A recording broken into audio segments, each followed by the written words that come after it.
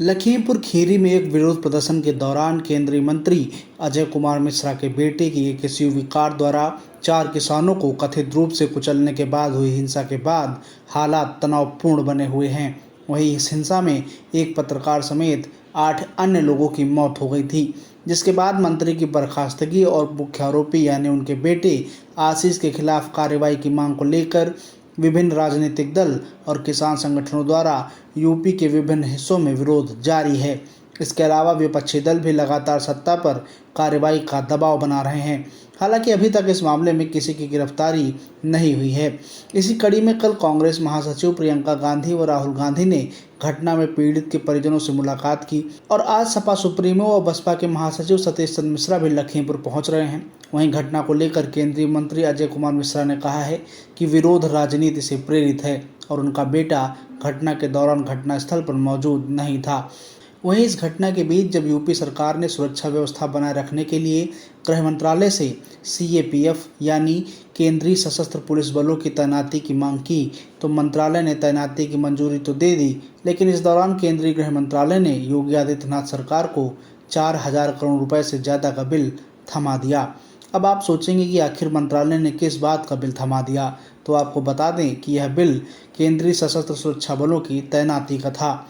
आपको बता दें कि बीते 3 अक्टूबर को यूपी के लखीमपुर खीरी जिले के तिकुनिया इलाके में हुई हिंसा को लेकर बीजेपी सांसद के बेटे आशीष मिश्रा सवालों के घेरे में हैं और मामला राजनीतिक रूप से गरमाया हुआ है। ऐसे में हालात बिगड़ने से रोकने के लिए यूपी सरकार की मांग पर केंद्रीय गृह मंत्रालय ने 3 अक्टूबर से लखीमपुर खीरी में सीएपीएफ की 4 कंपनियों को लगाया है। समाचार एजेंसी एएनआई के मुताबिक इस समय मौके पर रैपिड एक्शन फोर्स की 2 कंपनियां और बाकी 2 कंपनी एसएसबी यानी सशस्त्र सीमा बल की तैनात की गई हैं। साथ ही बता दें कि एक कंपनी में करीब 100 सुरक्षाकर्मी होते हैं। वहीं मीडिया रिपोर्ट्स के मुताबिक सीएपीएफ की तैनाती के साथ ही होम मिनिस्ट्री ने योगी सरकार को एक चिट्ठी भी लिखी है। इसमें केंद्रीय सुरक्षा बलों की पिछली तैनाती का बिल क्लियर करने को कहा गया है। साथ ही कहा गया है कि ये बिल पिछले कई सालों से बकाया है। वहीं होम मिनिस्ट्री ने अपनी चिट्ठी में लिखा है कि हम यूपी सरकार से केंद्रीय पुलिस बलों की तैनाती के लिए 4,084 करोड़ रुपए के बिल का भुगतान करने का अनुरोध करते हैं। वहीं यह बिल 1 जुलाई 2021 तक का है। इसके अलावा पत्र में मिनिस्ट्री ने आगे लिखते हुए कहा कि केंद्रीय गृह मंत्रालय चाहता है कि बकाया राशि का भुगतान सरकार द्वारा जल्द से जल्द कर दिया जाए, क्योंकि अगले साल राज्य में विधानसभा चुनाव से पहले बिल के ऊपर जाने की उम्मीद है। बता दें कि मंत्रालय ने इस साल की शुरुआत में केंद्रीय बलों की तैनाती के लिए राज्यों द्वारा भुगतान की जाने वाली राशि में वृद्धि की थी। गौरतलब है कि गृह मंत्रालय हर 5 साल में अपनी नीतियों में बदलाव करता है। मंत्रालय की 2019 की नीति के मुताबिक 2021-22 में साल भर की सामान्य तैनाती के लिए राज्यों से 17.36 करोड़ रुपए लेने के लिए नियम बनाया गया है। ये खर्च सीएपीएफ की 7 कंपनियों के लिए है।